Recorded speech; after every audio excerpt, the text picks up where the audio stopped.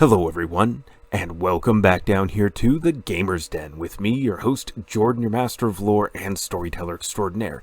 Today, talking about Aztechnology. I went ahead and flipped a coin as we had a tie, and we came up with Aztechnology this time around, and we are going to talk about this Megacorporation in the forthcoming video here. But remember, if you're new here to the channel, then chummers, go on down there to hit that subscribe button and become a regular member here at the Gamer's Den. Or if you're already part of such a legendary list of prime runners such as that, then go on down to hit the like button and share the video far and wide. But now, let's go ahead and dive into this and talk about the legendary, the ruthless, the bloody, the effective Aztechnology.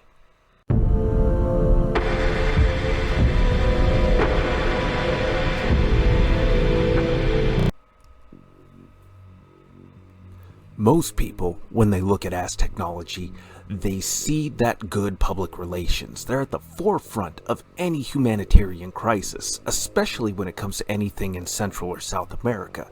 But even across the globe, they will use their resources and everything that they can provide and produce and try to alleviate the suffering of others in different disaster areas. And they will ride that good PR and present that happy, helpful face. And they have an exceptional public relations department.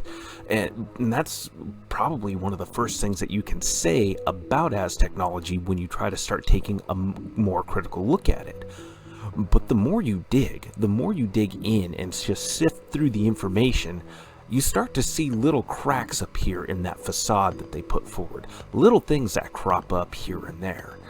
But before we get into all of those details, you really have to understand where Aztechnology came from and why they do such a good job and make such a good effort in putting up that face, that public face that everybody knows and loves. So, when it comes to Aztechnology, they have that exceptional public relations and they hide all the bad beneath those waves of good PR. But when you look even closer, you see that they are the major financial power of Central and South America, and they're a big player on the financial stage across the globe. They're also a major producer and of consumer goods. They're owners of the Stuffer Shack market chain, as well as a number of others in Europe and China. They're also mass producers of magical foci, so all the adepts out there, all the mages, shamans, whatever hermetic traditions the different awakened might be following, many of them are going to be dependent on Aztechnology. And this is also part of how Aztechnology recruits people into their company, especially awakened. By being the producers of magical foci, they're able to attract those different awakened. They also own a number of aerospace companies, Deep Sea Mining, Express Comms Corporation, the Trey Chic clothing line, and cosmetics. They even own undersea aquatic farming companies. They also do a lot to supplement the nation of Aslan's armed forces and vice versa, which has seen the annexation of parts of Texas and several other surrounding nations brought under Aslan's territory.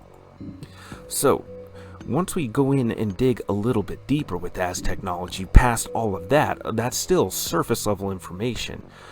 They were formed in 2007 as the Oro Corporation, and they were formed initially as the front for three major cartels: the Medellin cartel under Ortega, the David cartel under Julio Ramos, and the Messiah cartel under Diego Oriz. Incidentally, the name Oro was a little bit of an in-joke, as it's the first initial from each of the founders' last names, and Oro means gold in Spanish, and God, little did they know that they had damn near literally struck gold in this case. With the Oro Corporation as the front for the three major cartels, it managed to become one of the largest companies in Central America.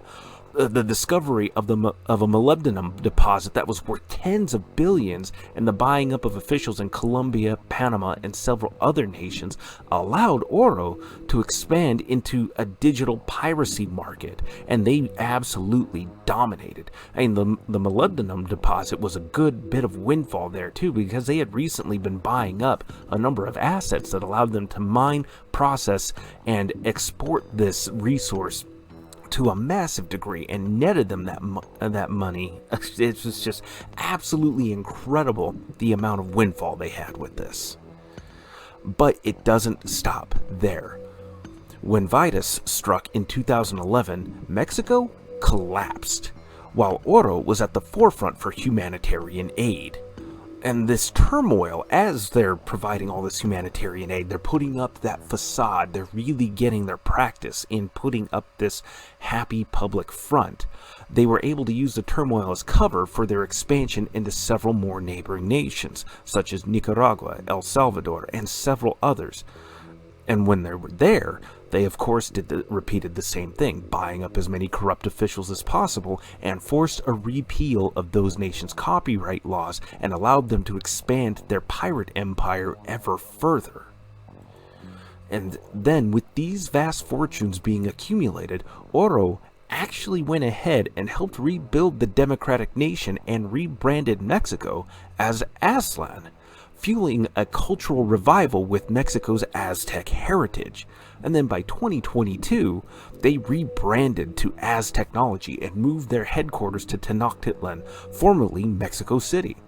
The Megacorp provided infrastructure, military support to Aztlan, and fundamentally tied themselves to this burgeoning nation, and they were responsible for power, water, communications, the very protection and security of the nation's borders at this point. And Aztechnology was and is Aztlan.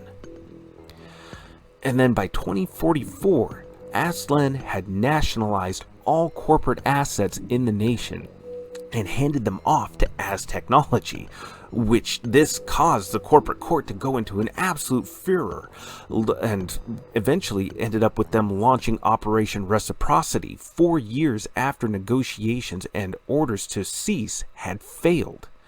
In the strikes that the corporate court launched with this operation eventually forced Aztlan and Aztechnology to sign the Veracruz settlement and pay out damages to these corporations for lost assets and open the nation back up to competition from the wider megacorporation markets. And again, this is information that you can dig up. It's not surface level like so much of the rest of it is with how good the public relations department and personnel really is for Aztechnology, but there's more there. The deeper you go, you find rumors and hints of blood magic, the worst kinds of black ops operations. Hell, it got to the point that there were some Shadowrunners who stopped working for Aztechnology or outright turned on them when the details of the missions and runs they were being sent on came to be clear. And can you absolutely imagine this? The most cutthroat, ruthless, living between the gray areas, disposable assets like Shadowrunners deciding, oh, this work, that's too dirty for me. And that hints at something much darker going on inside of Aztechnology, and the wider public doesn't really have much of a clue that the people who own the Stuffer Shack that are keeping them fed might be engaging in some of the most brutal and vile kinds of kidnapping, human trafficking, maybe even blood magic. But that's going to be what the purpose of this is here. We're going to try to dig in deeper and try to make the wider public aware of what's going on. So, all of you out there on the net, out there in the Matrix, keep your eyes and ears open and stay safe out there. Make sure you stay informed on all your runs. This has been your Master of Lore, signing out for now.